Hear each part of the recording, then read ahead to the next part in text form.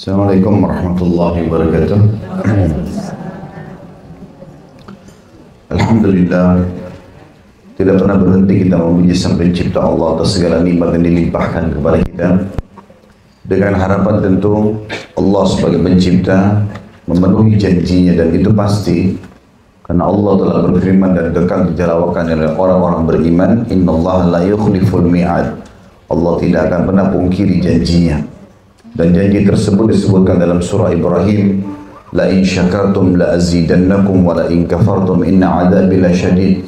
Kalau kalian bersyukur, berterima kasih, pasti aku akan tambah, dan kalau kalian kufur, azabku sangat pedih. Selanjutnya kita panjatkan salam hormat kita kepada sang utusan Allah, orang yang telah Allah perintahkan untuk dijadikan sebagai suri tauladan, dan juga mengucapkan satu kali salam hormat kepadanya, dibalas oleh Allah dengan 10 kali tambahan rahmat. Dan sudah sering saya ulangi, kalau rahmat Allah sangat luas, masuk dalamnya adalah pengampunan dosa, peninggian derajat, pemenuhan segala kebutuhan. Maka sangat wajar setelah memuji Allah, alhamdulillah, kita panjatkan salawat dan taslim kepada Nabi besar Muhammad sallallahu alaihi wasallam. Melanjutkan bahasan kita Riyadhus Shalihin, dan kita akan masuk ke bab nomor 15, bab menjaga amal saleh secara konsisten, atau bahasa sederhananya istiqomah. Baik, setelah kita membahas tentang bab sebelumnya, masalah keseimbangan dalam mengerjakan ibadah atau urusan yang berhubungan dengan Allah Subhanahu wa taala dengan urusan dunia kita, dan bagaimana memang dalam Islam dianjurkan tidak memaksakan diri melampaui kapasitas, karena Allah mengatakan innallaha la yukallifullahu nafsan illa wus'aha. Dalam akhir atau di akhir surah Al-Baqarah, Allah tidak akan bebankan hambanya melampaui kemampuannya. Tetapi dari sisi lain bukan berarti kita menganggap remeh dan menunda-nunda amal saleh. Karena memang amal saleh dibutuhkan oleh orang-orang beriman. Bagaimana dia mengecas imannya, berhubungan langsung dengan Tuhannya, menyampaikan hajat-hajatnya dengan ibadah tersebut. Maka tentu seorang mukmin faham benar bagaimana dia memerlukan ibadah tersebut. Ibadah ini hubungan dengan Allah Subhanahu wa taala, memahami ilmu syariat yang sedang atau yang Allah turunkan sehingga menjadi panduan hidup, lebih dibutuhkan bagi seseorang di antara kita daripada makanan pada saat dia lapar, minuman pada saat dia haus, bahkan tempat tidur pada saat dia capek dan mengantuk. Karena ini semua nanti ilmu agama, ibadah kepada Allah menjadi pengawas buat kita. Kita jadi tahu sebelum makan, sebelum minum, sebelum tidur, sebelum bergaul, ini boleh nggak dia mengawasi kita. Dari sisi lain, dalam mengerjakan ibadah itu kita dianjurkan agar konsisten, istiqomah. Bagaimana seseorang komitmen mengerjakan sebuah ibadah dan dia menjaga itu, terus-menerus mengejar amal salehnya. Sudah sering kita sebutkan, kalau buku amal setiap orang di antara kita itu dicatat oleh malaikat setiap harinya. Maka tidak cukup seseorang mengatakan, dulu saya pernah sholat malam. Dulu waktu saya masih gadis, waktu saya masih bujang, pernah sholat malam. Dulu saya pernah umroh. Dulu saya pernah haji. Dulu saya pernah bersedekah. Itu dulu. Tanggal berapapun, hari apapun, dimanapun kita berada, sudah dicatat oleh malaikat. Tapi buku amal kita selama kita masih hidup, terus saja membutuhkan catatan-catatan. Makanya butuh istiqomah.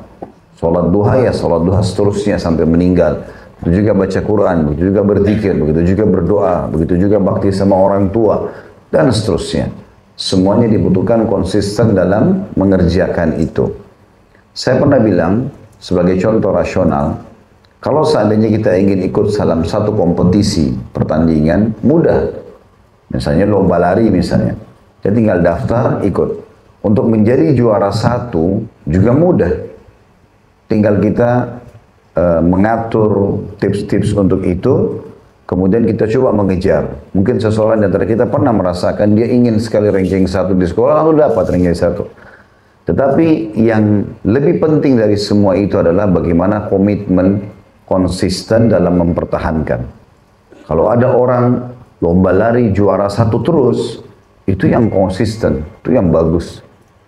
Kalau ada orang juara di sekolah ranking 1 terus sampai dari SD sampai dia kuliah, sampai selesai kuliah, itu orang yang luar biasa. Ini namanya istiqamah dalam ibadah.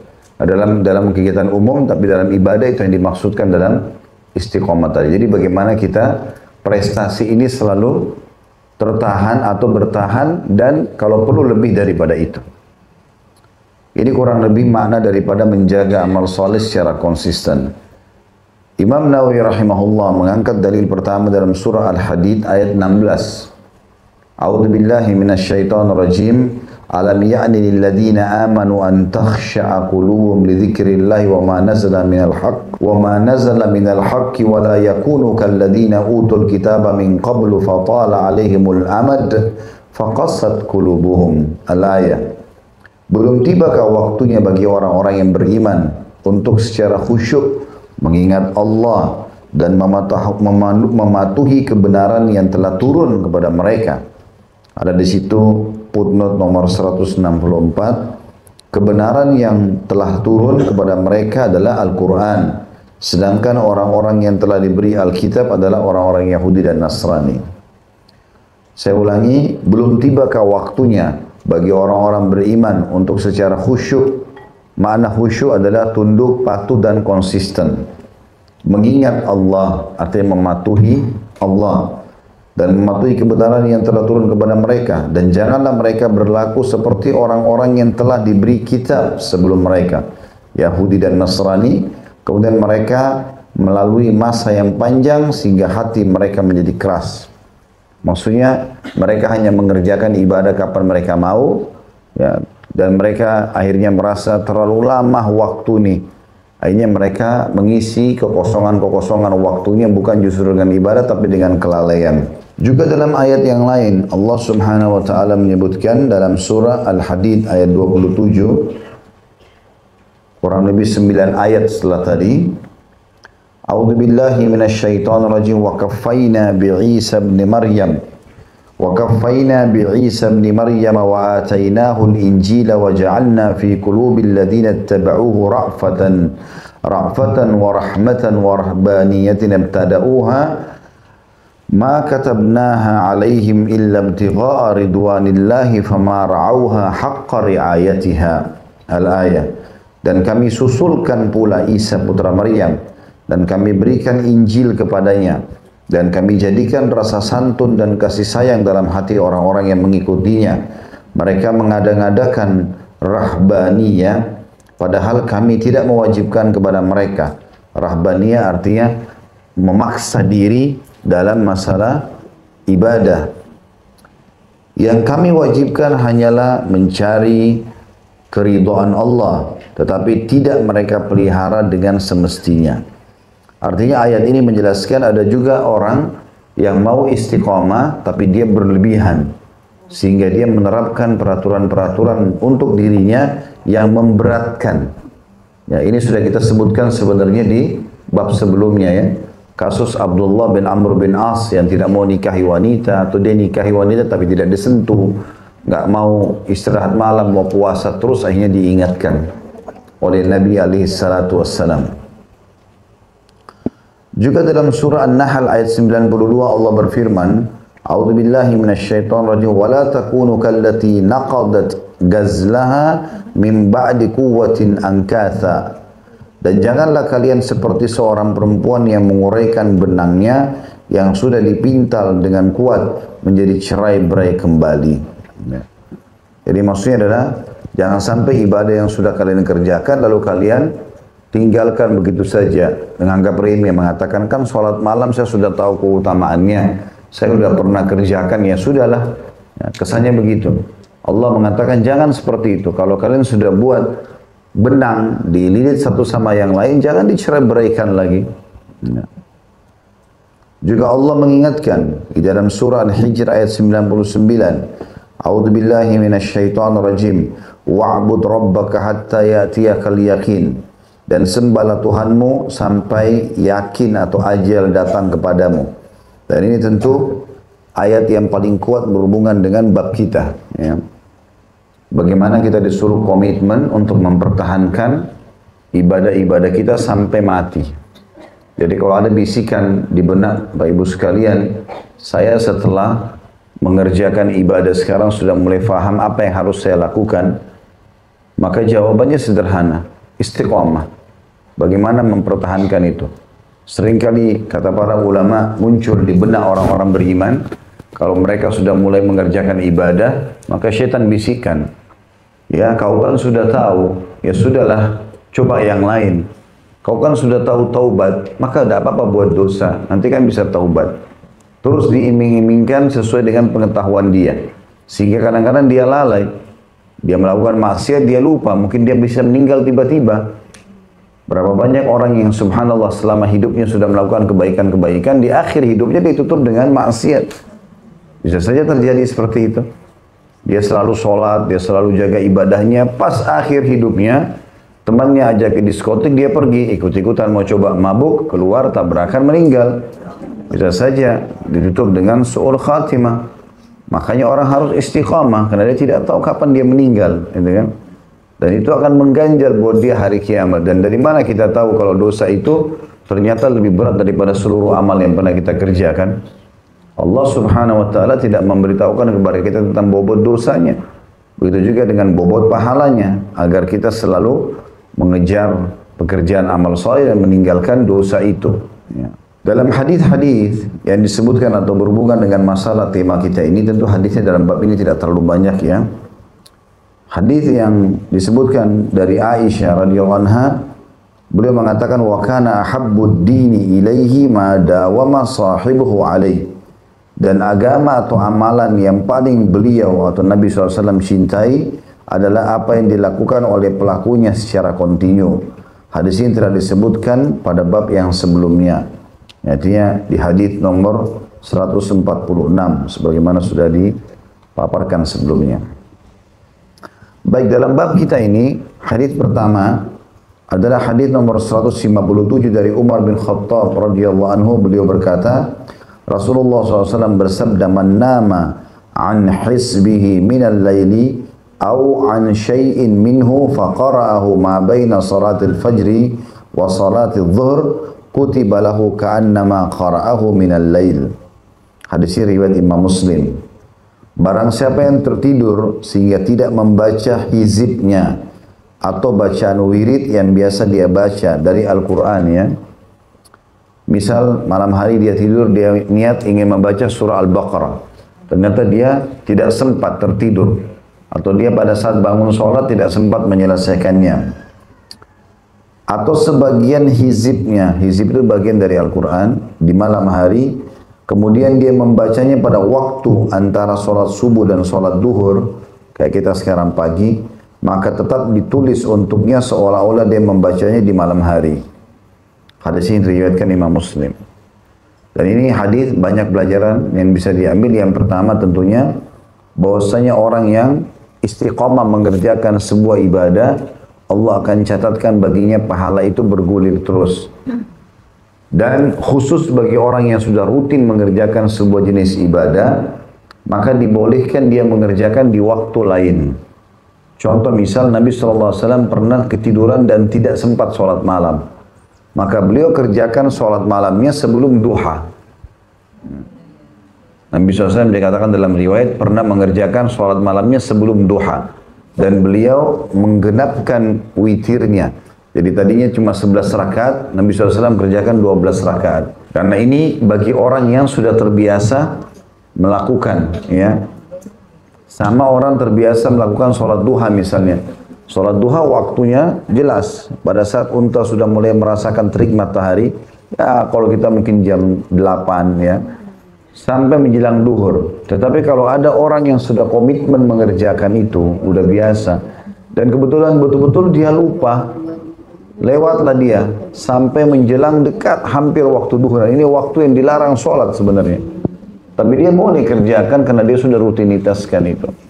Ya, dia sudah merutinitaskan, dan ini tidak berlaku bagi orang yang tidak mengerjakan rutinitas. Kemudian pelajaran yang kedua adalah semua ibadah yang dikerjakan di malam hari lebih afdal daripada siang hari. Semua yang dikerjakan di malam hari lebih afdal dari siang hari, baik itu zikirnya, doanya, ya, sholatnya, Tentu kita bicara sunnah ya. Kalau sholat wajib itu tetap lebih afdal daripada sholat sunnah. Makanya Nabi SAW mengatakan afdalus sholati ba'dal maktubah sholatul qiyam. Sholat yang paling afdal setelah sholat 5 waktu adalah sholat tahajud. Artinya duha, sholat taubat, sholat apalah tahiyat masjid. Semua ini terkalahkan pahalanya dengan sholat tahajud. Karena dikerjakan di malam hari. Ya. Karena pada saat itu memang ujiannya berat. Orang lagi pada tidur, ya. Kemudian kita bangun. Sampai kata Nabi SAW, Afshus salam, sebarkanlah salam di antara kalian. Wa at'imut ta'am, dan berikanlah makan kepada orang-orang. Wasilul arham, lanjutkanlah hubungan silaturahim. Wasallu bin naili wan nasu niyam. Wasallu bil laili wan nasu niyam, dan salatlah malam hari pada waktu manusia tidur. Tadkhulul jannata bis salam, kalian akan masuk ke dalam surga dengan sambutan yang meriah. Jadi memang bangun salat di malam hari adalah ibadah yang lebih baik. Begitu juga rentetan semua ibadahnya, berdoanya, berzikirnya, baca Qur'annya, segala macam. Ini lebih afdal. Dan ini umumnya kata ulama kembali kepada hadis yang sahih riwayat Bukhari, kalau tertinggal sepertiga malam Allah Subhanahu wa ta'ala turun ke langit bumi. Dan ini tidak terjadi pada waktu-waktu lain di siang dan sore hari. Hanya di malam hari saja. Maka ini membuat ibadah itu lebih afdal. Itulah diambil dari potongan makna hadis di sini. Dan barang siapa yang membaca bacaan hizibnya atau pilihan surahnya yang dia tidak sempat baca di malam hari Al-Quran, lalu dia baca antara subuh ke duhur di pagi hari, tetap dibaca, dicatat dia membacanya di malam hari. Artinya pahalanya lebih besar. Ya, pahalanya lebih besar. Hadis selanjutnya nomor 158 dari Abdullah bin Amr bin As radhiyallahu anhuma. Beliau berkata, Rasulullah SAW bersabda, Ya Abdullah, la takun mithla fulan, kana yakumul layli fataraka qiyamul layl. Wahai Abdullah, kata Nabi SAW, janganlah kamu menjadi seperti si fulan. Dia dulu melakukan qiyamul lail, namun kini dia meninggalkan qiyamul lailnya. Hadis ini riwayat Bukhari, Muslim. Ya. Ini berarti menandakan Nabi SAW larang. Kalau dulu kau pernah kerjakan sudah dicatat. Sekarang, besok, lusa, selama kau belum meninggal, lakukan terus. Dan sudah pernah saya bilang, Bapak Ibu sekalian, dalam hal ibadah kita harus paksa. Tidak bisa tidak. Kalau Bapak Ibu tidak paksakan diri mulai sekarang, saya harus bangun sholat malam. Belum terbiasa bangun, bunyikan jam beker. Bangun, tidur lebih cepat, diniatkan dalam hati. Kalau tidak dilakukan mulai sekarang, kira-kira kapan? Karena jiwa kita akan selalu dikuasai syaitan dengan sifat malas. Nggak mau, tunda-tunda. Syaitan kan suka kasih angan-angan. Ya. Nanti aja, kamu masih muda, malam masih panjang. Begitu Nabi SAW sampaikan. Kalau seseorang di antara kalian terbangun di malam hari, maka pendampingnya dari malaikat akan mengatakan sholatlah, ya. Bangunlah dan seterusnya. Ada keinginan untuk sholat. Tapi syaitan, qarin akan mengatakan tidurlah karena malam masih panjang. Tinggal Bapak Ibu biasa ikuti siapa. Ya. Lebih tahu dirinya sendiri. Ya. Yang jelas harus paksakan. Dalam ibadah ini kita harus memaksakan, tanda kutip, dengan cara kita sendiri ya. Kita memaksakan, namanya mujahadah. Ya. Bagaimana dia melawan dan memaksakan diri untuk sedekah, untuk baca Quran, untuk apa saja, komitmen harus. Kalau kita nggak buatin program nggak bisa. Nah, kalau kita sudah memulainya saja, kemudian kita coba istiqomah semampu kita, nanti sudah nggak enak kalau nggak dikerjakan. Awal mula mau puasa Senin Kamis berat, tapi coba lakukan, mudah-mudahan syaitan akan berat, tidak apa-apa, komitmen aja jalan. Nanti kalau sudah berjalan sebulan, 1 tahun, 2 tahun, nanti malah kalau nggak puasa nggak enak. Ya.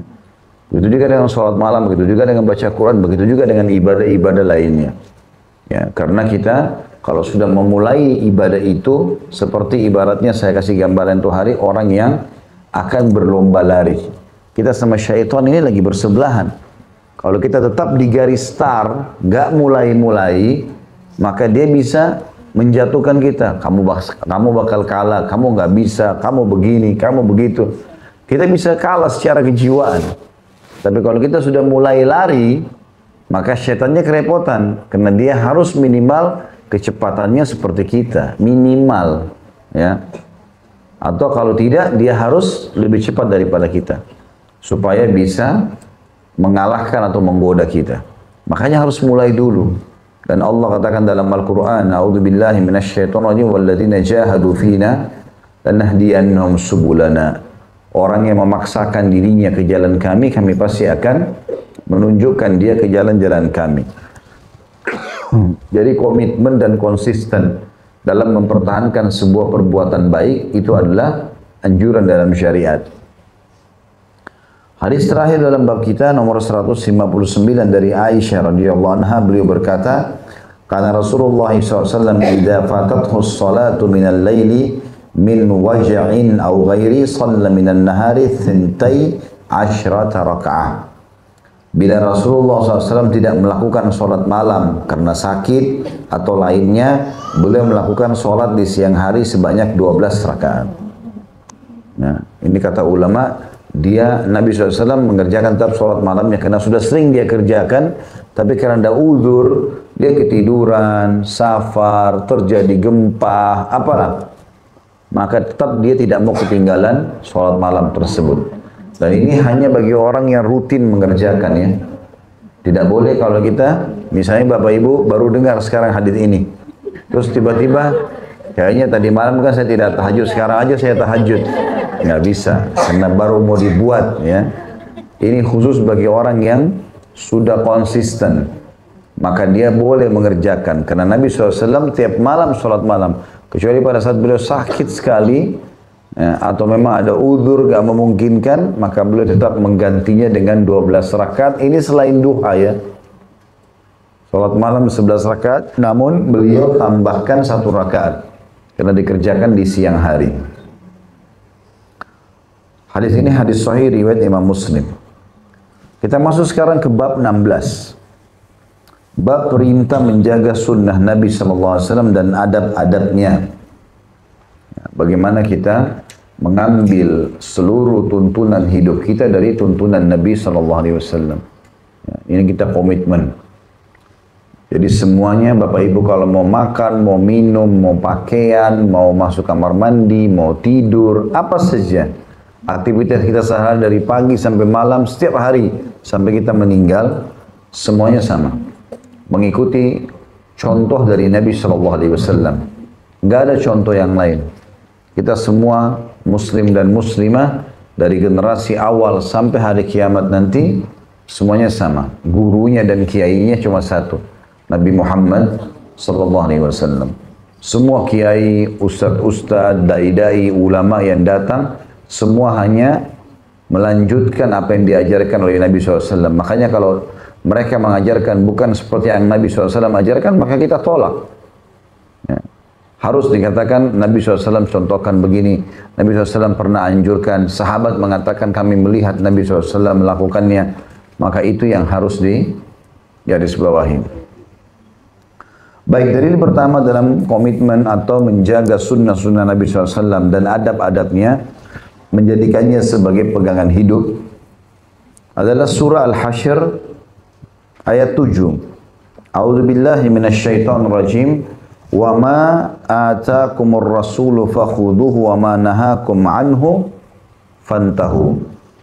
Apa yang diberikan Rasul kepada kalian, maka terimalah, dan apa yang dilarangnya bagi kalian, maka tinggalkanlah. Ini perintah langsung dari Allah Subhanahu wa taala. Semua yang Rasul perintahkan, makan, dari makanan, dari minuman, dari pakaian, dari pendapatan, pergaulan, segala macam, terimalah. Dan apa yang dia larang, jauhilah. Artinya itu kebahagiaan, karena Allah Subhanahu wa taala sebagai pencipta lebih mengetahui kebutuhan kita. Dan Allah sudah utus utusannya untuk mengajarkan kepada kita bagaimana meraih kebahagiaan itu. Tidak ada cara lain. Caranya hanya mengikuti baginda Nabi SAW. Beliau lah idola kita semuanya. Beliau lah panutan kita. Apapun yang dikerjakan, dicontohi. Selain daripada Nabi SAW bukan panutan kita. Maka orang-orang yang menjadikan Nabi SAW sebagai panutan, layak untuk jadi panutan juga. Karena pasti dia akan mencontohi guru terbesar umat manusia, yaitu Nabi Muhammad SAW. Juga dalam surah An-Najm ayat 3 sampai ayat 4, salah satu alasan kenapa Allah menyuruh kita untuk mengikuti Nabi SAW, karena Nabi SAW ya mengambil wahyu, bukan dikarang-karang dari sisi beliau. A'udzubillahi minasyaitonirrajim, wa ma yantiqu 'anil hawa in huwa illa wahyun yuha. Dan dia Muhammad tidak berucap menurut kemauan hawa nafsunya. Al-Quran dan Sunnah yang disampaikannya oleh Nabi SAW itu tidak lain hanyalah wahyu yang diwahyukan kepadanya. Jadi semua yang disampaikan Nabi SAW itu tidak ada keraguan dari Allah Subhanahu wa ta'ala. Allah pencipta langit dan bumi. Allah lebih tahu sebagai pencipta tentang yang kita inginkan. Pemilik rumah lebih tahu tentang kondisi rumahnya. Ya. Maka tentu saja kita sebagai pendatang mengikuti apa yang diinstruksikan oleh tuan rumah. Gitu. Walaupun kita tidak mungkin samakan Allah dengan makhluknya. Tetapi Allah Subhanahu wa ta'ala menciptakan kita, menciptakan semua di alam semesta ini. Dalam Al-Quran banyak sekali ayat, diantaranya yang berbunyi Allahu khaliqu kulli syai' wa huwa ala kulli syai'in qadir. Allah pencipta segala sesuatunya dan Allah mampu mengerjakan apa saja. Maka apapun ini Allah yang ciptakan, termasuk kita manusia. Andai saja Allah Subhanahu wa ta'ala tidak memandu kita, maka kita tidak akan punya panduan hidup, tidak akan punya halal haram. Apalagi sudah terbukti orang yang mengikuti syariat Allah pasti menempuh kebaikan. Karena Islam, agama ini mengajarkan kebaikan semua. Sering saya bilang itu, jujur, tanggung jawab, amanah, bakti sama orang tua, dermawan, apalah, semua sifat-sifat baik. Itu dan disebutkan keutamaan-keutamanya. Orang yang berpegang pada anjuran syariat dia akan jadi baik. Dan yang dilarang semuanya buruk. Bohong, nipu, gunjing orang, fitnah, ngambil haknya orang lain, mukul, enggak ada, semuanya dalam Islam dilarang. Ya. Dan ada ancaman-ancamannya. Kemudian selanjutnya adalah surah Al-Imran ayat 31. A'udzubillahi minasyaitonirrajim. Qul in kuntum tuhibbunallaha fattabi'uni yuhibbukumullah wa yaghfir lakum dzunubakum. Ayat ini memastikan kalau kita mengikuti Rasulullah SAW, kita akan mendapatkan cintanya Allah sebagai Sang Pencipta. Dan Allah kalau sudah mencintai hambanya, sebagaimana kita tahu kalau seseorang mencintai orang lain, maka dia akan memberikan apapun kepada orang yang dicintainya. Maka kalau kita sudah bisa meraih cintanya Allah SWT, apa saja yang kita minta, Allah akan kasih. Ya. Katakanlah wahai Muhammad, ayatnya, jika kalian benar-benar mencintai Allah, mau mencintai Allah atau mau dicintai oleh Allah, dipenuhi kebutuhan kalian semuanya, ikutilah aku. Niscaya Allah mencintai kalian dan mengampuni dosa-dosa kalian. Jadi di sini artinya akan mendapatkan cinta Allah Subhanahu wa taala dengan mengikuti baginda Nabi alaihi salatu wassalam. Juga dalam surah Al-Ahzab ayat 21 Allah berfirman, A'udzubillahi minasyaitonirrajim. Laqad kana lakum fi Rasulillahi uswatun hasanatun liman kana yarjullaha wal yawmal akhir. Sungguh telah ada pada diri Rasulullah SAW suri tauladan yang baik bagi kalian, yaitu bagi orang yang mengharap rahmat Allah dan kedatangan hari kiamat. Ya, artinya mencontohi Nabi SAW dalam segala hal itu adalah kebahagiaan. Bagi orang yang mau bahagia dunia, bagi akhirat tidak ada pilihan lain. Nggak ada idola lain. Hanya Nabi Muhammad SAW. Pelajari sirahnya, pelajari hadis-hadisnya, jadikan pegangan hidup, pasti sudah mendatangkan kebahagiaan. Dan sudah terbukti, satu generasi manusia, para sahabat semuanya jadi baik dengan mengikuti Nabi SAW. Bahkan umat ini semuanya jadi baik bila mengikuti ajaran Nabi SAW. Juga dalam surah An-Nisa ayat 65. A'udzubillahi minasyaitonirrajim. Fala rabbika la yu'minuna hatta yuhakkimuka fima syajara bainahum thumma la yajidu fi anfusihim harajan mimma qadaita wa yusallimu taslima. Maka demi Tuhanmu, mereka tidak beriman hingga mereka menjadikanmu hai Muhammad sebagai hakim dalam perkara yang mereka perselisihkan. Kemudian mereka tidak merasa keberatan dalam hati mereka terhadap putusan yang kamu berikan, dan mereka menerima dengan sepenuhnya. Mau dianggap imannya sempurna, jadikan Nabi SAW sebagai hakim kita. Ya, terjadi ribut suami istri, jadi percekcokan antara sahabat sama sahabatnya. Apa saja yang sedang terjadi, maka jadikan Nabi SAW sebagai penengah. Kan Nabi sudah meninggal Ustaz. Iya, syariatnya kan ada. Dipakai syariat Nabi SAW sebagai peraturan-peraturan pemerintahan, peraturan peradilan, ya, peraturan rumah tangga, semuanya begitu, komitmen. Ya. Rumah tangga bicara suami istri. Di tengah-tengah kita hukum Allah. Ya. Kita berjalan sekarang, Allah dan Rasul yang mengadili kita. Ada sesuatu kita kembalikan ke siapa yang salah ya, dia harus kembali ke jalan Allah. Siapa yang benar ya didukung. Gitu. Itu juga dalam seluruh lini kehidupan kita. Ini yang dikatakan, maka demi Tuhanmu hai Muhammad, mereka tidak beriman hingga mereka menjadikanmu sebagai hakim dalam perkara yang mereka perselisihkan. Kemudian mereka tidak merasa keberatan dengan keputusan, ya, tidak merasa keberatan dalam hati mereka terhadap putusan yang kamu berikan, dan mereka menerima dengan sepenuhnya. Ini tanda keimanan seseorang menerima semua hukum Rasulullah SAW. Walaupun kita tidak suka, keputusannya tetap itu yang terbaik. Ya. Karena Allah Subhanahu Wa Taala yang memerintahkan Nabi-Nya Muhammad SAW sebagai Allah sebagai pencipta lebih faham tentang keadaan kita. Maka Allah pun menurunkan hukum-hukum tersebut. Juga dalam surah An-Nisa, masih surah yang sama, tapi mundur ayatnya, tadi ayat 65, ini ayat 59. A'udzu billahi minasyaitonir rajim, fa in tanaza'tum fi syai'in farudduhu ila Allahi war Rasul in kuntum tu'minuna billahi wal yawmil akhir. Al-ayat. Kemudian jika kalian berbeda pendapat tentang sesuatu apa saja, ya, baik masalah kecil atau masalah besar, ya, maka kembalikanlah kepada Allah, maksudnya ikuti Al-Quran, dan kepada Rasul, maksudnya sunnah Nabi SAW. Jika kalian beriman kepada Allah dan hari akhir, maka tidak ada pemisahan antara agama dengan negara, agama dengan ekonomi. Seperti sekarang sering disebarluaskan oleh pemahaman sekuler dan pemahaman yang semisalnya, bahwasanya harus memisahkan antara agama sama lini kehidupan yang lain. Ya. Pada saat Katolik berkomitmen untuk menerapkan agama Kristen dalam kehidupan mereka, keluarlah orang-orang yang memprotes. Akhirnya muncul pemahaman Protestan, dan mereka ya, memisahkan antara agama dengan lini kehidupan mereka, sehingga dalam agama Kristen tidak harus seorang ekonom atau politikus faham agamanya. Dan kita sayangkan sekarang itu masuk dalam kehidupan umat Islam, padahal kita nggak bisa seperti itu. Untuk menjadi seorang pemimpin negara, untuk menjadi seorang pemimpin lembaga atau apa saja, agamanya didahulukan. Agama nomor satu. Makanya Nabi SAW jadi pemimpin di Madinah. Makanya Nabi SAW juga, ya, pada saat mau meninggal menunjuk Abu Bakar. Karena Abu Bakar adalah ulamanya sahabat. Dan pada saat Abu Bakar mau meninggal tulis wasiat menunjuk Umar bin Khattab.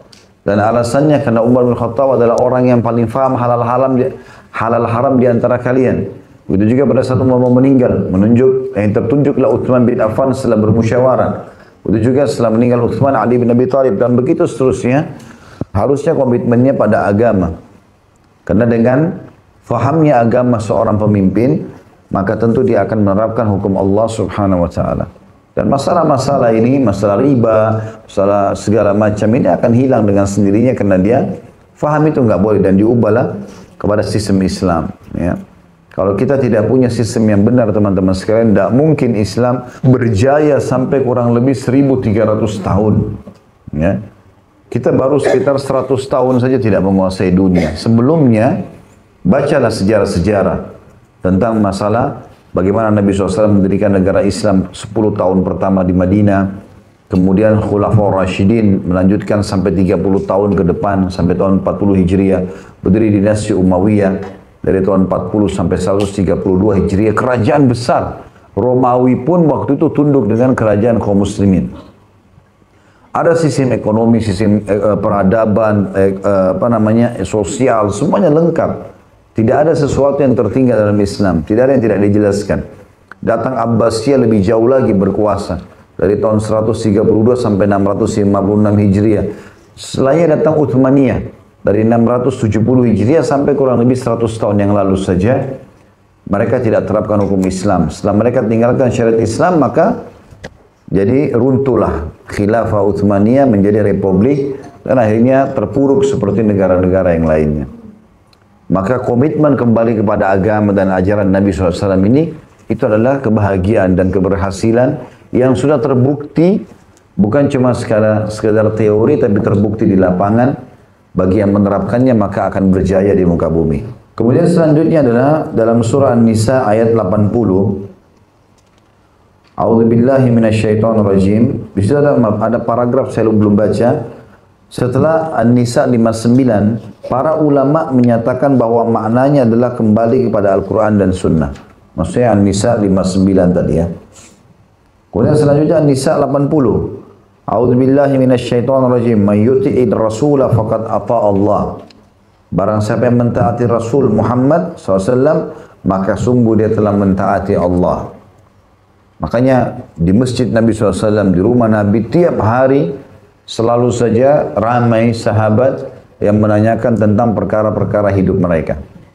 Semuanya dihadapkan kepada Nabi SAW. Apa yang Nabi SAW hakimi, mereka terima itu. Mereka menerima itu. Kemudian surah Asy-Syura ayat 53 juga berbunyi, A'udzubillahi minasyaitonirrajim. Wa innaka latahdi ila siratim mustaqim. Siratillah. Al-ayah, ini adalah lanjutan ayat tapi ini saksi bahasan. Dan sungguhnya kamu benar-benar memberi petunjuk kepada jalan yang lurus, hai Muhammad, yaitu jalannya Allah. Jadi tidak ada salah sama sekali dalam mengikuti perintah Nabi SAW. Halal yang dihalalkan Nabi SAW, perintah yang diperintahkan oleh beliau, larangan yang dilarang oleh beliau. Semuanya wajib patuh. Ya, mengaku muslim. Dari pemimpin negaranya sampai masyarakat biasanya. Dari orang kaya sampai orang miskin, laki-laki, perempuan, semua sudah ada syariat yang mengatur itu. Juga dalam firman Allah SWT dalam surah An-Nur ayat 63. A'udzubillahi minasyaitonirrajim. فَلْيَحْذَرِ الَّذِينَ يُخَالِفُونَ عَنْ أَمْرِهِ أَنْ تُصِيبَهُمْ فِتْنَةٌ أَوْ يُصِيبَهُمْ عَذَابٌ أَلِيمٌ. Maka hendaklah orang-orang yang menyalahi perintah Rasul takut akan ditimpa cobaan atau ditimpa azab yang pedih. Jadi di sini ayat-ayat sebelumnya memerintahkan kita untuk menjadikan Nabi SAW sebagai suri tauladan. Ayat ini lebih tegas lagi. Siapa yang menolaknya atau bertolak belakang dengan hukum Nabi SAW sampai menjelang hari kiamat nanti, semua ini berlaku. Nah, siapapun dia, walaupun Nabi SAW sudah meninggal, maka Allah Subhanahu Wa Taala mengancamnya dengan cobaan dan juga azab yang pedih. Karena dianggap kenapa dia memilih selain ajaran baginda Nabi alaihi salatu wassalam. Tidak mungkin ada yang salah di situ. Kalau kita belum bisa menerima karena kebodohan dan kedangkalan ilmu kita. Tapi kita harus belajar, berdoa kepada Allah SWT agar syariat-syariat Allah melalui Nabi Muhammad SAW kita terima. Begitu dalam surah Al-Ahzab ayat 34, ini ayat terakhir yang diangkat oleh Imam Nawawi dalam awal pembukaan bab ini. A'udzubillahi minasyaitonirrajim wadhkurna ma yutla fi buyutikunna min ayatillahi wal hikmah. Dan ingatlah apa yang dibacakan di rumah kalian dari ayat-ayat Allah dan hikmah sunnah Nabi kalian. Tentu ayat-ayat ini ya, turun untuk istri-istri Nabi SAW. Allah SWT memerintahkan mereka untuk tinggal di rumah, kemudian membaca ayat-ayat Allah dan menerapkan dalam kehidupan mereka. Dan kata beliau, ayat-ayat lain dalam bab ini berjumlah banyak. Sedangkan hadis-hadisnya adalah yang pertama, hadis nomor urutan 160. Dari awal kita bahas ya. Ini hadis pertama di sini, maka di nomor 160 sebenarnya ditulis pertama. Dari Abu Hurairah radhiyallahu anhu, dari Nabi SAW beliau bersabda, "Da'uni ma taraktum, innama ahlaka man kana qablakum kathratu su'alihim wa ikhtilafuhum ala anbiya'ihim, fa idza nahaitukum an syai'in fajtanibuh wa idza amartukum bi amrin fa'tu minhu mastata'tum." Hadis ini sahih riwayat Bukhari Muslim. Biarkanlah, kata Nabi SAW, apa-apa yang aku tinggalkan untuk kalian. Maksudnya peliharalah itu. Sunnah yang aku tinggalkan pada saat aku meninggal pun peliharalah itu. Karena yang telah membinasakan orang-orang sebelum kalian adalah banyaknya pertanyaan mereka dan sikap mereka yang selalu menyelisihi nabi-nabi mereka. Diajarkan hukum A, dia pilih B. Disampaikan dilarang ini, tetap dilanggar. Gitu.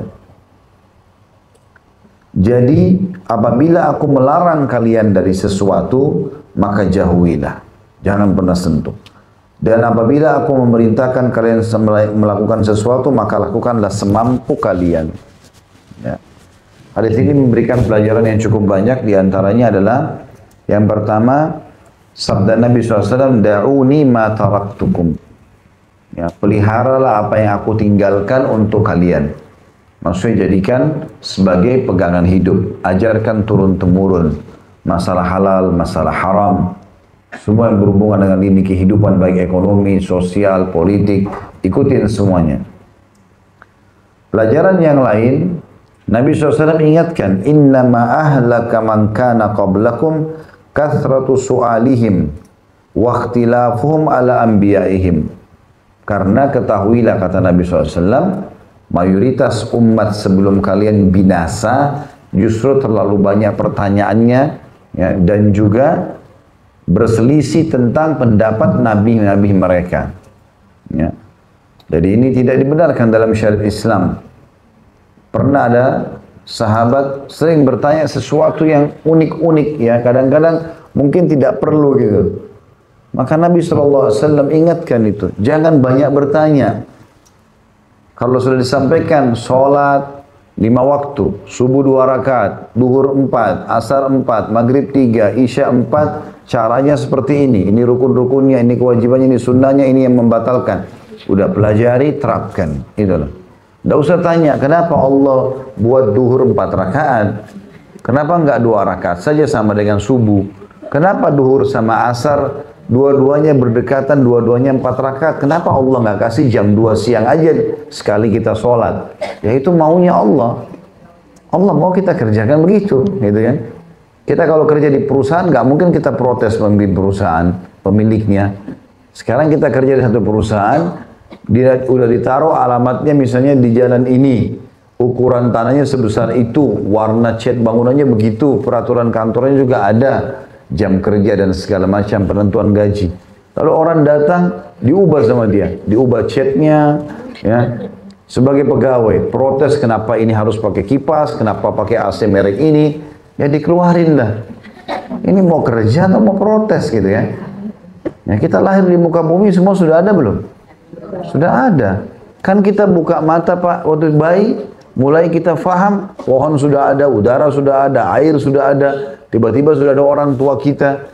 Kita sudah lahir seperti kita pendatang, udah ada semuanya. Ikutin apa yang ada, jangan melanggar fitrah itu. Jadi, Allah Subhanahu wa Ta'ala sudah tentukan hukum untuk kita. Ya.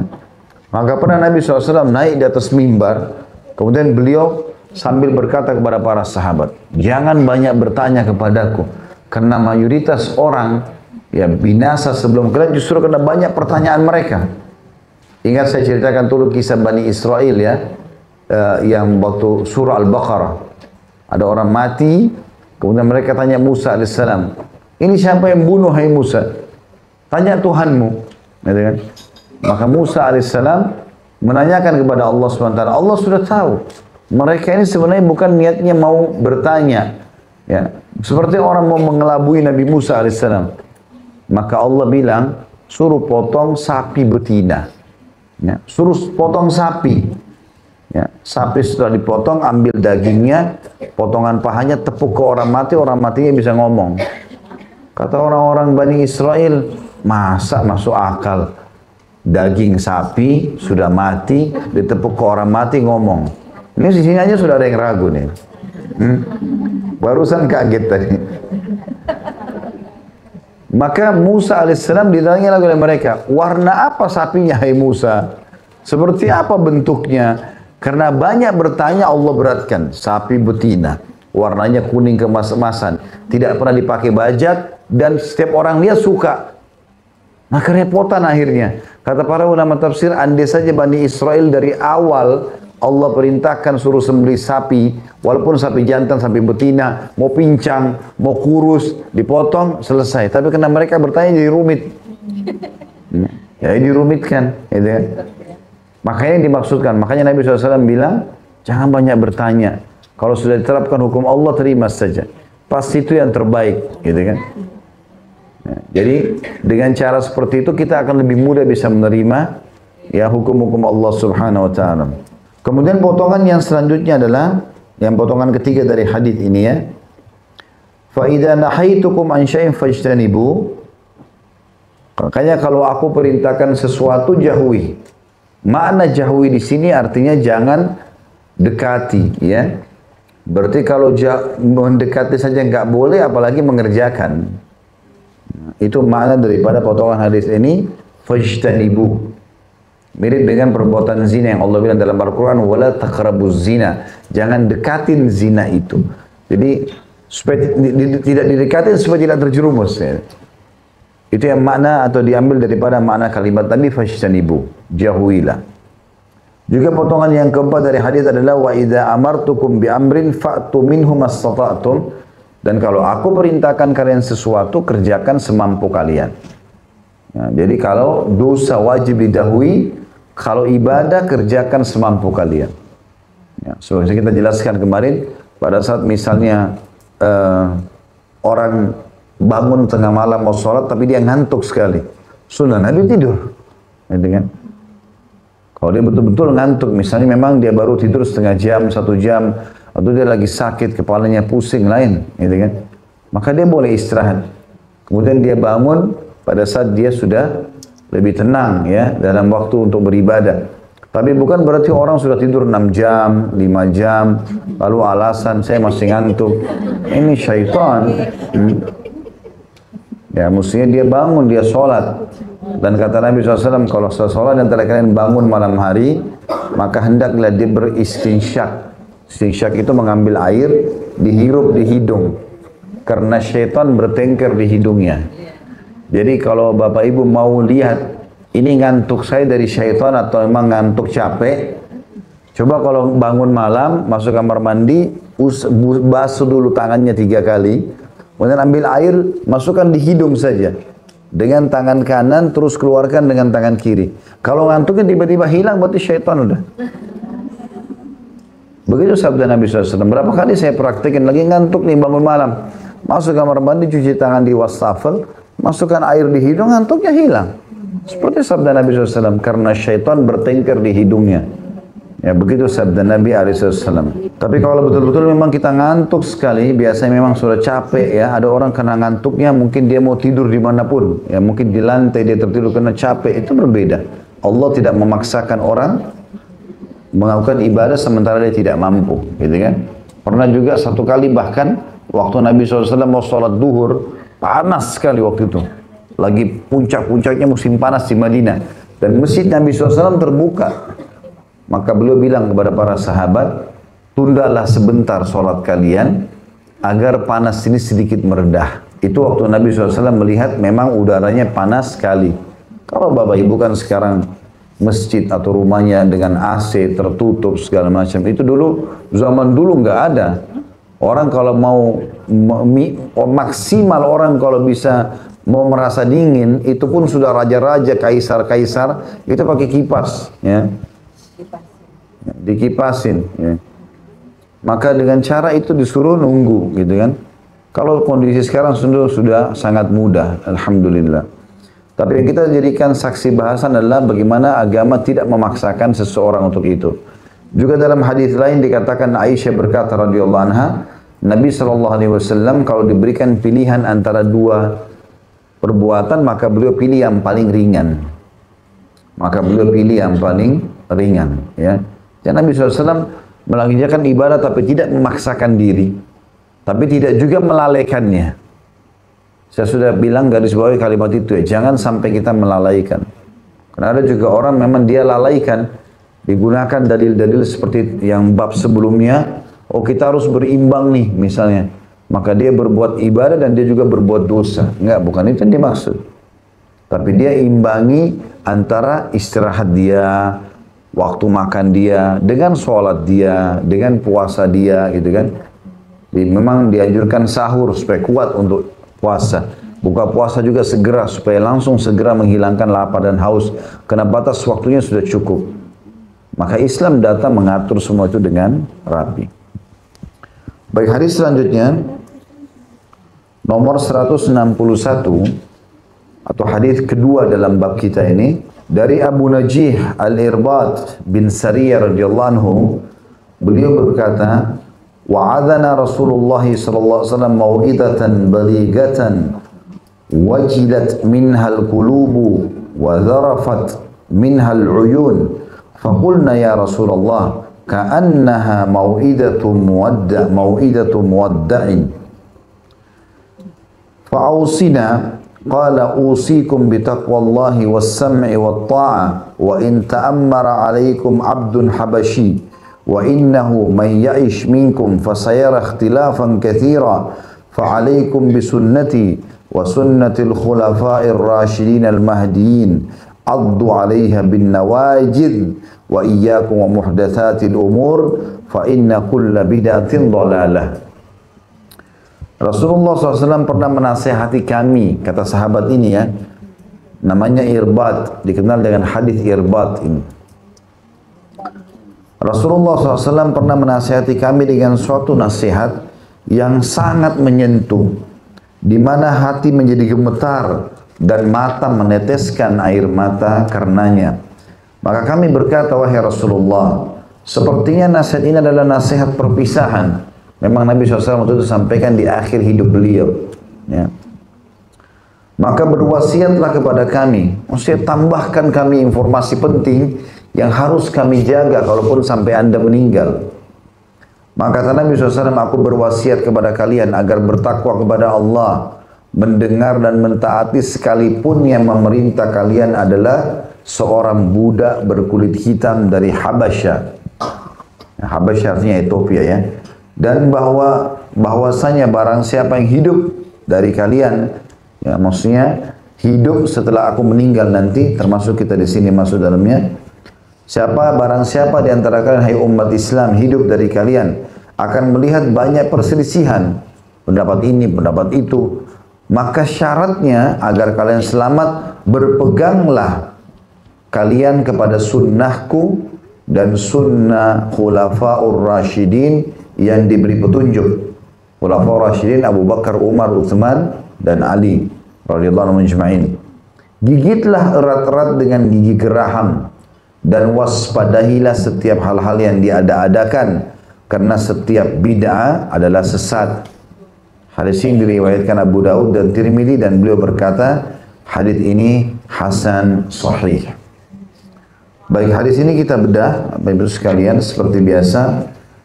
Potongan pertama adalah diambil dari perkataan Irbad radhiyallahu anhu, wa'adana Rasulullah SAW mau'idatan balighatan wajilat minhal qulubu wa zarafat minhal uyun. Satu hari pada Nabi SAW menasihati kami dengan nasihat yang sangat menyentuh, yang akhirnya membuat hati kami bergetar dan mata kami menangis. Dan ulama mengatakan ini adalah nasihat yang paling baik. Ya, dan ini hanya bisa terjadi dengan beberapa keadaan. Yang pertama, yang menyampaikan itu ikhlas dan dia praktisi. Artinya memang dia mengamalkan itu. Sholat malam lah, ini loh sholat malamku, utamanya ini. Kalau dia praktisi, dia sudah praktek, maka mengenallah kepada orang lain. Gitu kan? Tapi kalau tidak, maka tidak ada gunanya. Walaupun retorika penyampaian dia bagus, gitu kan. Jadi efek yang paling pertama adalah di sini karena Nabi SAW menyampaikannya dengan berharap sahabatnya mengamalkan dengan tulus dan berharap mereka bisa berubah dari kekurangan atau kesalahan kepada kebaikan, maka bergetarlah hati para sahabat dan juga meneteslah air mata mereka. Yang kedua, dari orang yang mendengarkan atau didakwahi, mereka pun harus ikhlas, ya, dan memang siap menerima ilmu dan mengamalkan sehingga bisa menyentuh hati-hati mereka. Gitu ya. Karena kalau orang hanya datang di majelis ilmu, dipanggil oleh temannya, hanya meramaikan majelis, hanya mau tahu saja, ngisi waktu, maka berbeda dengan orang yang datang komitmen mau belajar. Ya. Orang kalau komitmen mau belajar itu luar biasa efeknya. Pasti akan besar, karena dia tidak mau kehilangan sedikit pun dari informasi. Ya, kalau orang datang selain niatnya untuk menuntut ilmu, ada saatnya dia mengkhayal, ada saatnya dia begini dan begitu, atau tertidur. Tapi kalau orang memang datang ingin ilmu, dia tidak mau kehilangan satu hal pun. Ya, saya pernah coba terapkan ini di kampus waktu saya masih kuliah S1. Awal dosen datang, saya pikir ya sudahlah, yang dia ngomong yang saya tangkap, yang enggak gitu. Akhirnya memang seperti niatnya. Innamal niat, maka cuma 50% apa yang dosen ucapkan difahami, yang sisanya nggak paham. Karena kita tidak niat dari awal. Saya coba ubah niat itu, saya dari kursi belakang kelas, saya ke depan. Saya lihat di depan ini ternyata orang-orang yang duduk sibuk dengan nulis apa yang dosen bilang. Di belakang ini tidur, ya. Ini di kelas saya dulu, bukan di sini ya. Gitu, saya dulu di belakang, di sebelah saya ada orang-orang dari Afrika, di meja pada tidur, orang Saudi ada tidur. Mereka nggak dengar apa yang dosen bilang. Dosen masuk, assalamualaikum, keluar, assalamualaikum, dia nggak ngerti apa-apa. Maka akhirnya saya duduk di depan, saya coba lihat, saya coba tangkap, ini dosen sampaikan apa sih? Dan saya harus tahu ilmu yang dia sampaikan. Nggak mungkin dia dibayar oleh pemerintah Saudi, datang ngajar 50 menit, 1 jam, lalu dia tidak sampaikan sesuatu yang bermanfaat. Ada buku rujukannya. Saya duduk, saya coba buat nilai yang paling baik nih. Gimana caranya mengejar semua perkataan dia, saya tulis. Hanya manfaatnya besar. Ya, paling tidak itu 90%. Kita udah bisa tangkap. Kalau tidak sampai 100% yang kita pahami.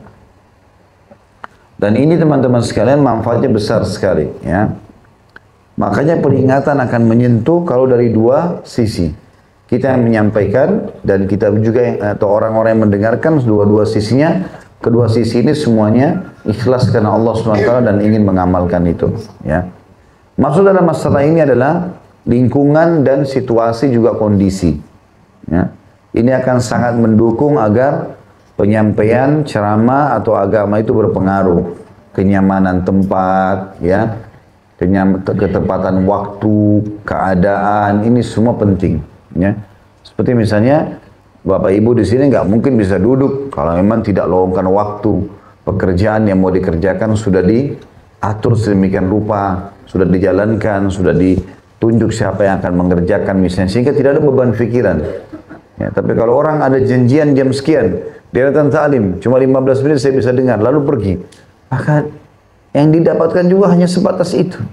Ya. Maka dia harusnya datang dan komitmen. Sekali datang majelis ilmu ya sudah sampai habis. Sekalian gitu ya. Maka ini juga termasuk kondisi, situasi ya, suasana, ini semua masuk dalam penyebab bisanya sampai bergetarnya hati seseorang. Yang terakhir, yang keempat, selain kesiapan pemateri, kesiapan orang yang belajar, ya kemudian situasi, kondisi tadi, dan suasana, juga adalah maksiat ya, atau bersihnya orang dari dosa. Selama dosa masih ada, Bapak Ibu belum bertaubat kepada Allah, masih mengganjal, susah sekali bisa menerima ilmu. Ilmu itu hanya akan diberikan kepada orang yang bersih hatinya. Allah akan buat hatinya bergetar. Itulah perkataan Imam Syafi'i rahimahullah dalam pepatah yang masyhur, syaqautu ila waqi'i su'a hifdhi. Aku mengeluhkan buruknya hafalanku kepada Imam Waqi', gurunya beliau. Fa'arsyadani ila tarkil ma'asi. Maka dia memerintahkan aku untuk meninggalkan dosa-dosa. Wa akhbarani bi anna ilma nurun, dan dia memberitahukan kepadaku bahwasanya ilmu itu adalah cahaya, wa nurullahi la yu'ta li'asi. Dan cahaya Allah tidak akan dikasih kepada pelaku maksiat. Jadi ini bentrok seperti minyak sama air. Kapan masih membuka pintu-pintu dosa, maka ilmunya tidak maksimal dia terima. Itu yang kita ambil pelajaran pertama dari hadis ini. Makanya para sahabat mengatakan, atau Irbad mengatakan, Nabi SAW pernah menasihati kami, sampai-sampai akhirnya menggetarkan hati kami dan membuat mata kami meneteskan air mata. Ya. Tentu di sini teman-teman, kalau sampai Kita meneteskan air mata antara kita sama Allah SWT. Tiba-tiba kita dengar hadis tentang neraka kah, atau kisah tentang orang saleh, kita menangis, itu tanda keimanan dan kebaikan. Bukan riya masalah itu. Kecuali ada orang dasarnya niatnya riya. Sengaja taruh balsam di dekat matanya supaya bisa nangis terus dan dipuji orang, ya. Allahu alam ini, ya. Jadi itu memang beda. Tapi kalau orang tersentuh tiba-tiba, maka itu berarti tanda-tanda keimanan. Potongan yang kedua adalah perkataan Irbad dan para sahabat. Faqulna ya Rasulullah ka'annaha mau'idatu muwaddi'in atau muwaddi'in. Fa'ausina. Wahai Rasulullah, ini seakan-akan nasihat terakhir nih. Sepertinya perpisahan. Kok Nabi semangat benar nyampein gitu loh. Seakan-akan Nabi ini sudah akan meninggal dunia. Maka wasiatkan kepada kami. Pelajaran di sini adalah bagaimana jelinya sahabat menangkap keadaan Nabi SAW. Jadi kita bisa melihat, ya, orang ini sakit atau tidak, ya.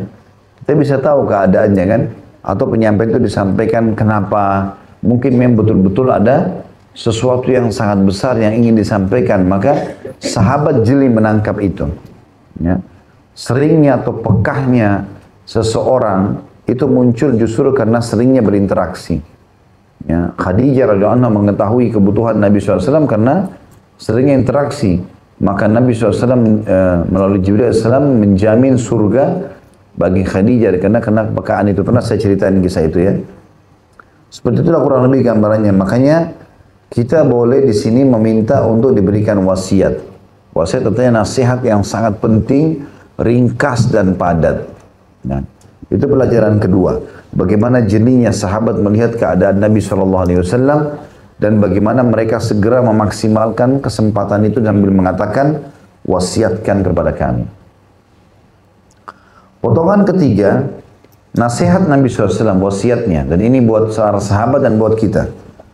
Qala usikum bitaqwallah. Ini nasihat pertama. Aku mewasiatkan kepada kalian agar bertakwa kepada Allah. Makna bertakwa, tunduk dan patuh. Tunduk dan patuh. Apapun yang Allah perintahkan, kerjakan. Apa yang Allah larang, jauhi. Dimanapun berada. Mirip dengan wasiat Nabi SAW kepada Abdullah bin Abbas radhiyallahu anhuma, ittaqillah haitsuma kunt.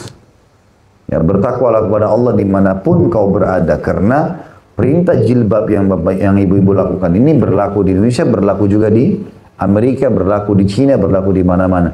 Salat 5 waktu yang kita kerjakan berlaku di sini, berlaku di Amerika, berlaku di mana-mana. Haramnya babi di sini dan khamr haram juga di mana-mana. Jadi bukan berarti di Indonesia kita komitmen lalu kita pergi ke Amerika mabuk misalnya, ya, atau pergi kemana terus kita tidak sholat. Enggak. Karena hukum Allah berlaku di setiap tempat. Bertakwa kepada Allah, ini wasiat Nabi SAW yang pertama. Dan kita sudah tahu, pernah ada ceramah saya di YouTube judulnya Bekal Dunia Akhirat. Kurang lebih waktu itu saya coba cari di Mu'jam Al-Fadl Quran. Saya temukan tidak kurang dari 228 ayat tentang takwa. Banyak sekali. Dan keutamanya terlalu banyak kalau mau disebutkan. Tapi Allah berikan jalan keluar dari permasalahannya, Allah berikan rezeki, Allah ampuni dosa-dosanya. Banyak sekali manfaat ketakwaan kepada Allah SWT. Saya sarankan Bapak Ibu kembali ke ceramah itu, judulnya Bekal Dunia Akhirat, ya. Kemudian wasiat yang kedua dari Nabi SAW adalah was-sam'i wat-ta'ah wa in ta'ammara alaikum abdun habasyi. Patuhlah dan taatlah walaupun yang memimpin kalian seorang budak dari Ethiopia. Ya, kebetulan di zaman Nabi SAW umumnya budak-budak itu berkulit hitam dan mereka berasal dari Ethiopia. Nah, kalau budak zaman dulu tuh bisa diperjualbelikan, ya. Dan mereka dianggap seperti level nomor 2 di kalangan manusia.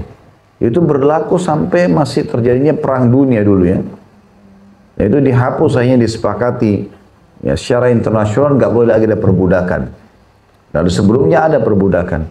Dan budak-budak ini dulu mayoritasnya dari Ethiopia. Mereka berkulit hitam, ya, kemudian mereka diperjualbelikan di pasar dan dipekerjakan.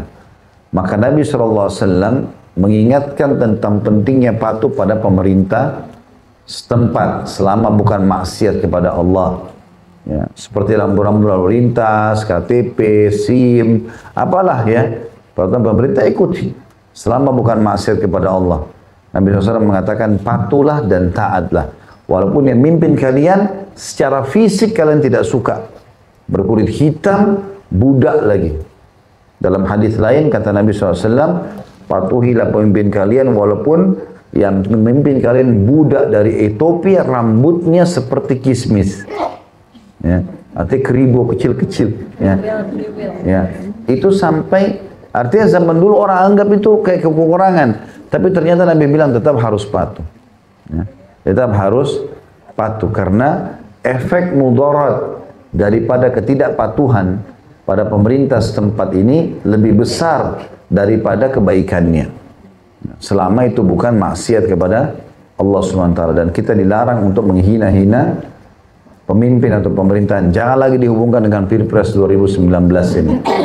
Saya ingatkan dari sekarang, saya bicara hukum agama terus sampai kapanpun kita butuh ini.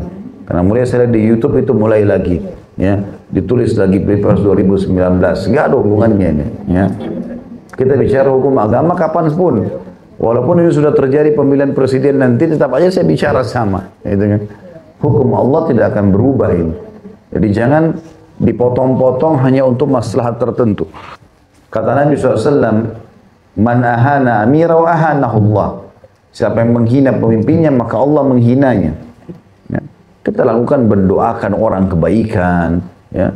Kita doakan kebaikan ataupun kita memberikan nasihat, ya, sesuatu yang positif, ya, bukan malah keburukan-keburukan. Karena belum tentu juga kalau kita yang memimpin lalu kemudian sama. Ini wasiat yang kedua dari Nabi SAW. Kemudian yang ketiga, Nabi SAW pastikan kalimat penting di sini. Ya, ini wasiat yang ketiga, wa innahu may ya'ish minkum fasayara ikhtilafan katsira. Ketahuilah siapapun yang terkadang yang hidup nanti sepeninggalku. Makna hadis ini adalah Nabi bilang yang hidup sepeninggalku. Maka dia akan lihat banyak perselisihan. Makna perselisihan adalah di kalangan umat Islam sendiri. Pendapat ini, pendapat itu, banyak pendapat. Saling membenarkan satu pendapatnya masing-masing, saling menyerang, gitu kan. Ini banyak.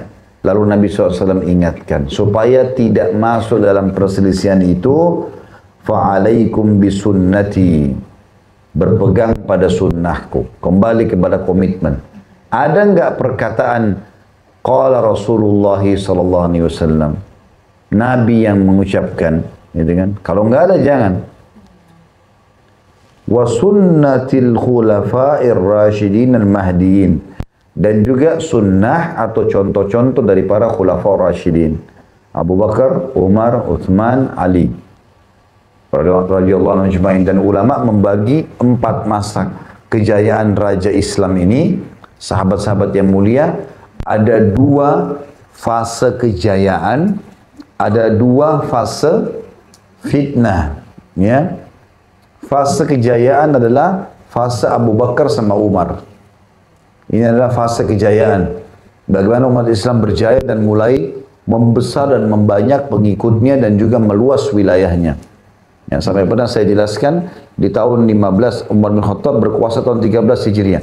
Tahun 15 Hijriah itu pasukan Islam dikirim menuju ke negeri Syam, utara Jazirah Arab, Palestina, Jordania, Lebanon dan Syria, juga bagian Asianya Turki, ya, itu dikuasai di perang Yarmuk. Setelah perang Yarmuk di Jordan, ya, jadi kalau ada teman-teman yang umroh plus Aqsa, biasanya di Jordan mampir ke Yarmuk, ya. Nah, ke Yarmuk itu di salah satu lokasi peperangan, cukup jauh sih, ya, tapi mampir ke sana. Biasanya orang mampir, ada kuburan 3 orang sahabat yang mulia, ya, dan beberapa sahabat Nabi yang lain, tapi 3 orang yang pemimpinnya, Zaid bin Haritha, Ja'far bin Abi Thalib, dan juga Abdullah bin Rawaha radhiyallahu anhu ajma'in. Nah, ini ada di sana. Yang jelas terjadi pada satu perang dan menang kaum muslimin. 3.000 orang melawan kurang lebih 250.000 pasukan Romawi. Ya. 200.000 tepatnya, 100.000 dari pasukan Romawi, 100.000 dari suku Arab yang belum masuk Islam. Kemudian di tahun 16 Hijriah Umar bin Khattab mengirim lagi Sa'ad bin Abi Waqqas radhiyallahu anhu. Kalau tadi itu perang Yarmuk terjadi, tadi itu yang 3 sahabat itu di perang Mu'tah ya di zaman Nabi SAW. Tapi di zaman Umar terjadi perang Yarmuk dipimpin oleh Abu Ubaidah bin Jarrah radhiyallahu anhu. Tapi di lokasi di situ ada di Jordan itu ada lokasi perang Mu'tah ya, perang di zaman Nabi SAW, bukan perang Yarmuk. Tapi perang Yarmuk juga ada lokasi di sekitar situ di tahun 15 Hijriah. Dan sekarang ada universitas namanya Universitas Yarmuk di situ yang dibuat oleh pemerintah Jordan. Kemudian tahun 16 Umar bin Khattab mengutus juga Sa'ad bin Abi Waqqas menuju ke negeri Persia, Irak, Iran, Afghanistan, Rusia, dan berhasil menaklukkannya dengan 30.000 pasukan melawan 250.000 orang. Jadi Islam waktu itu betul-betul luas sekali, gitu kan? Ekspansinya sangat luas. Nah, 2 fase Khulafaur Rasyidin yang lain, Utsman dan Ali. Utsman di awal-awalnya adalah kemakmuran. Karena Utsman bin Affan memakmurkan dengan membagi-bagi harta pemerintahan dan segala macam. Dan di akhir hidupnya ada fitnah, masa fitnah. Karena terbunuhnya khalifah. Dan disitulah dilihat bagaimana para sahabat menghadapi fitnah kematian Khalifah Utsman bin Affan. Itu juga di zaman Ali radhiyallahu anhu, Ali menyelesaikan fitnah-fitnah internal, maka ini jadi pelajaran semuanya. Makanya Nabi bilang, semua permasalahan kalian ada pada sunnahku dan sunnah Khulafaur Rasyidin. Udah nggak usah cari yang lain. Itu maknanya, gitu kan. Lalu Nabi SAW wasiatkan, Abdu alaiha bin nawajid. Pegang teguh itu sunnah-sunnah, contoh-contoh dari aku, dan contoh dari Khulafaur Rasyidin, walaupun dengan gigi geraham kalian. Jadi orang itu digambarkan kata orang-orang Arab, kalau orang bisa menggunakan tangan, manusia gunakan tangan. Kalau nggak bisa, maka kaki. Misal orang kalau mau diserang, maka yang paling pertama biasa digunakan tangannya. Kalau tangan tertahan, kakinya, gitu kan? Kalau kaki tertahan, umumnya terakhir pertahanannya adalah giginya. Ya. Dan gigi yang paling kuat adalah gigi geraham. Sehingga dia agak tajam dan bisa menyakiti musuh ya. Maka Nabi SAW memberikan gambaran itu. Sambil mengatakan pegang teguh sunnah itu.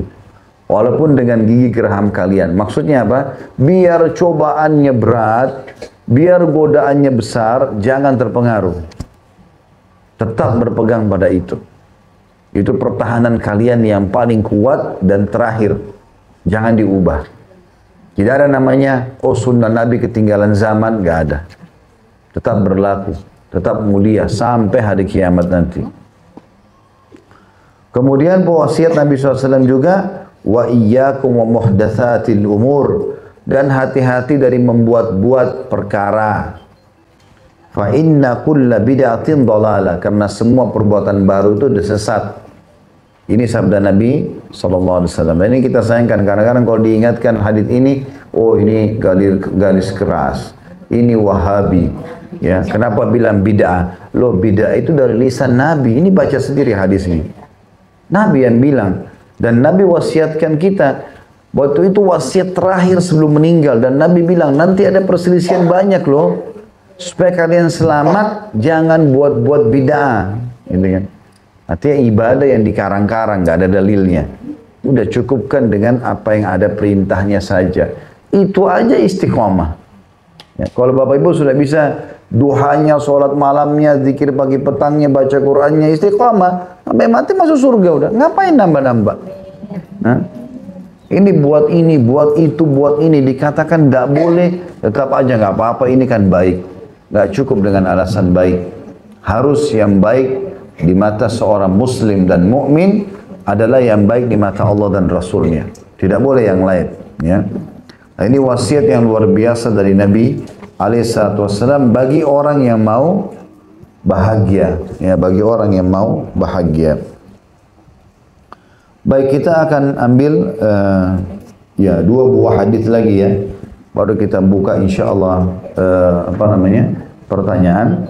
Hadis 162, ini hadis ketiga dari Abu Hurairah radhiyallahu anhu bahwasanya Rasulullah SAW bersabda, "Kullu ummati yadkhuluna al-jannata illa man aba." Qila wa man ya'ba ya Rasulullah? Qala man ata'ani dakhala al-jannah wa man asani faqad aba. Semua umatku akan masuk surga kecuali yang enggan, tidak mau. Dikatakan oleh para sahabat, siapa yang enggan wahai Rasulullah? Beliau bersabda, barang siapa yang taat kepadaku dia pasti masuk surga, dan barang siapa yang mendurhakaiku maka ia enggan. Hadis ini diriwayatkan Imam Bukhari. Hadis ini sama dengan hadis sebelumnya, tapi ini lebih ringkas saja. Kalau Nabi SAW menyuruh kita untuk mengikuti ajaran beliau alaihissalam, taati semuanya. Aku perintahkan, lakukan. Aku larang, tinggalkan. Baik itu yang diperintahkan wajib atau sunnah, kerjakan semua. Karena hukum-hukum sunnah pun tetap dianjurkan untuk dikerjakan. Jangan ibu dan bapak sekalian terpengaruh dengan syaitan mengatakan, kan tahajud cuma sholat sunnah, kan sedekah cuma sunnah, kan zikir pagi petang cuma sunnah. Benar, tapi itu kan juga perintah Nabi. Masa kalau diperintahkan hanya sekitar untuk jadi kenangan? Enggak, untuk dikerjakan. Kan itu. Lah ya. Makanya Nabi SAW mengatakan dalam sebuah hadis Bukhari yang lain, Allah berfirman, gitu kan, tidak ada amal, kata Allah SWT, yang paling aku cintai dari hambaku melebihi apa yang aku wajibkan terhadap mereka. Jadi sholat 5 waktu itu harus betul-betul kita perindah benar-benar, pakaiannya bersih, sholatnya khusyuk, gitulah. Kita kerjakan semua itu dengan baik, gitu kan. Puasa Ramadan, zakat, haji, ini semua kita maksimalkan. Lalu kata Nabi SAW, Allah juga berfirman lanjutannya, dan setiap hamba terus saja mendekatkan diri kepadaku dengan amal-amal sunnah sampai aku mencintainya. Jadi fungsi amal sunnah menandakan cintanya Allah SWT. Seperti kalau pegawai banyak lemburnya sehingga banyak prestasi perusahaan yang didapatkan, maka membuat pemilik perusahaan tambah suka. Ya. Dan kalau aku sudah mencintainya, kata Allah, aku akan menjadi pendengar yang dia gunakan untuk mendengar, penglihatan yang digunakan untuk melihat, dan tangan yang digunakan untuk menjamah, juga kaki yang digunakan untuk melangkah. Maksudnya Allah akan menjaganya. Ya. Jadi itu juga tetap diperintah atau dikerjakan, wajib atau sunnah dikerjakan. Begitu juga dengan larangan Nabi SAW, haram atau makruh. Makruh pun ditinggalkan. Seperti minum berdiri, ya, atau makan dan minum berdiri, ya. Ini semua ya, larangan, makruh, tapi tetap dilakukan, jangan sampai dilanggar. Walaupun makruh tidak berdosa ya. Para sahabat itu komitmen sekali. Bahkan para ahli hadis itu bisa menilai hadis seseorang kualitasnya berkurang hanya karena dia makan berdiri atau melanggar hal-hal yang dimakruhkan oleh Nabi SAW. Dianggap walaupun makruh karena pintu haram adalah makruh. Ya. Maka kalau orang biasa mengerjakan yang makruh, yang haram jadi biasa nanti. Tapi kalau dia tinggalkan yang makruh, yang haram lebih dijauhi. Mirip dengan sunnah-sunnah. Kalau bapak ibu biasa kerjakan yang sunnah, puasa Senin Kamis, sholat sunnah, maka sholat wajibnya jadi lebih terjaga otomatis, gitu kan? Maka ini dimaksud dengan komitmen tadi. Nah, siapa yang mentaatiku pasti masuk surga, kata Nabi SAW, dan siapa yang mendurhakaiku, tidak mau atau menganggap ini sunnah Nabi SAW, maka dia menolak untuk masuk ke dalam surga. Ya. Allahu a'lam. Baik, sampai sini saja bahasannya. Semoga bermanfaat. Subhanakallahumma bihamdika, asyhadu an la ilaha illa anta, astaghfiruka wa atubu ilaik. Assalamualaikum warahmatullahi wabarakatuh.